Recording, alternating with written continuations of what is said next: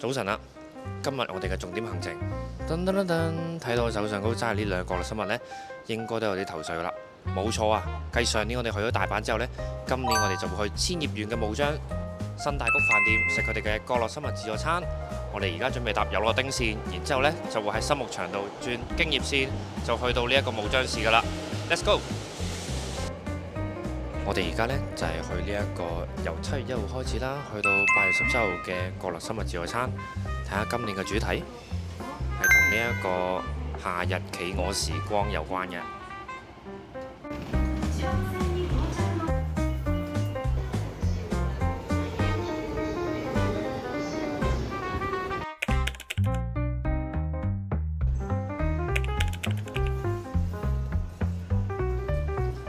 上年我哋喺大阪食嗰個呢就係甜品自助餐啦，不過今次嚟到幕張呢一邊呢，我哋係可以食到一個 full set 嘅自助餐嘅。咩意思呢？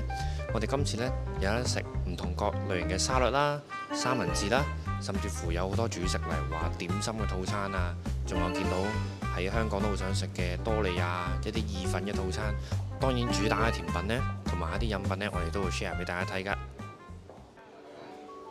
終於入到嚟啦，咁我哋呢係可以坐喺呢個 corner 位啊，咁見到呢後面就掛咗豬、貓咪同埋恐龍啦，非常之開心啊！咁我哋今次呢一個自助餐呢，就喺 Table Chat 呢個網站嗰度預訂啦，成人嘅售價呢為7900 yen。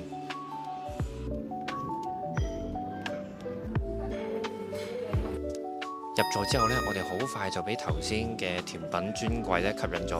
咁我哋呢就見到啦，可以攞呢一個鳥籠嘅架啦，裝到3碟嘅甜品啊，咁包括有呢一啲啫喱啦，跟住一啲 popcorn 焦糖啦，跟住呢個布朗尼啦，仲有唔同嘅 sponge cake 啊，同埋 macaron 啊，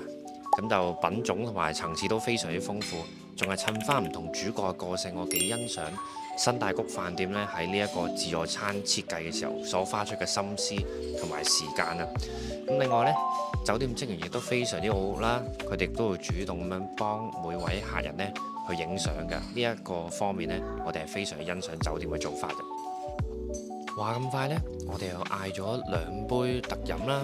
咁啊見到啦，係可以現場即時加購嘅，只需要1200 yen 一杯。咁呢2杯分別係咩呢？首先我哋睇下呢一個企鵝問號啦。企鵝問號呢，就係呢個抹茶紅豆冰嘅味道啦。咁啊見到有一個 marshmallow 棉花糖嘅印住企鵝問號呢，好開心嘅樣子啊。咁然之後我哋睇下呢杯朱古力冰沙啦。咁呢，因為呢一個係同海洋生物有關嘅啦，所以我哋見到豬扒呢係攬住一個着住美人魚衫嘅炸蝦尾啊。咁我哋見到呢一啲糖呢，有少少似京都嗰邊嗰啲金平糖啊。咁呢2杯嘢飲呢，嗌完之後，酒店職員呢仲會送埋2個特別嘅杯墊俾我哋攞翻屋企慢慢留念嘅。甜品區絕對係成個 buffet 嘅重頭戲，大家睇下呢度有超夢幻嘅主角系列甜品，打卡簡直一流。旁邊仲有賣相極之吸引嘅芒果蛋糕同埋抹茶芝士蛋糕。有大廚即場切俾你嘆，食完蛋糕再配埋隔離嘅水蜜桃同芒果啫喱，口感超級清爽解膩。成個 buffet 嘅回本位之一，絕對係呢一個即叫即製嘅炸豬扒主題甜品。大廚會即席喺牛奶雪糕上面擠滿新鮮栗子醬。我哋用咗具備3軸機械防震嘅 DJI Osmo Pocket 3拍攝，順滑記錄低每一絲栗子醬擠落去嘅治癒瞬間。睇見都流晒口水啊！整個取餐區有一排巨型嘅企鵝色湖布景板，仲有好多大型角落生物毛公仔陪住大家。海報上充滿企鵝服造型嘅主角，就連餐台上都準備有專屬嘅畫紙，沉浸感十足。食物方面啦，首選絕對係慢火低溫烤製嘅燒牛肉，大廚即場切肉，粉嫩多汁，係必食嘅回本亮點。旁邊嘅三文治區更加係 fans 嘅天堂啊！酒店非常有心思咁樣為每位角色度身訂做咗專屬嘅口味，例如炸蝦三文治、炸豬扒三文治、檸檬煙三文魚三文治、薯仔明太子沙律三文治等等，包裝超級可愛。熱食區嘅選擇同樣豐富，打開保溫蓋有精緻嘅季節限定竹筒料理同埋中式點心。麵食區就有鮮味十足嘅羊肉烏冬同埋茶蕎麥麵。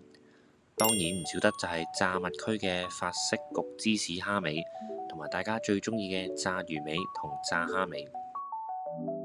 呢度嘅自助飲品同樣好多選擇，有烏龍茶、綠茶、CC Lemon、提子蘇打同埋百事可樂。最矚目嘅甜品當然就係大廚即席炮製嘅炸豬扒主題甜品，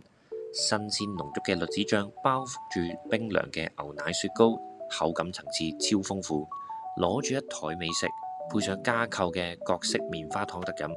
加埋我哋專登帶嚟嘅豬蝦公仔，一齊喺窗邊打卡，真係大滿足啊！大家可能留意到今次 Vlog 嘅畫面特別清晰流暢，因為我哋全程使用咗 DJI Osmo Pocket 3拍攝。喺呢一類光源複雜、人多擠迫嘅自助餐環境，佢完美發揮咗旗艦級嘅實力。首先，佢配備咗一寸 CMOS 嘅感光元件，配合10bit D-Log M 色彩模式同埋高動態範圍 HDR， 無論係頭先背光嘅玻璃窗，定係黃光射燈之下嘅鮮豔食物，佢都能夠保留極高嘅細節，明暗過渡自然，完美還原角落生物紛亂嘅色彩。其次，佢嘅全像素疾速對焦反應極快，就算我哋單手連續打開保溫蓋，或者近距離拍攝意粉同埋甜品特寫，焦點都能夠秒速鎖定，幾乎完全冇拉風箱失焦嘅情況。加埋呢一個實體嘅機械三軸雲台防震同埋智慧跟隨功能，就算喺餐廳邊走邊拍，畫面都好似推路軌咁樣平滑。總括嚟講呢，呢個自助餐用餐時間約為2個鐘啦。無論係講緊呢一個美食嘅選擇啦，包括中式、日式、西式，或者係講緊酒店人員嘅服務安排啦，周圍嘅環境佈置等呢，我哋都覺得山體谷飯店今次又再一次為我哋提供一個一流嘅體驗啊！尤其是對於我哋呢啲角落生物 fans 嚟講呢，真係感到一種賓至如歸嘅感覺㗎。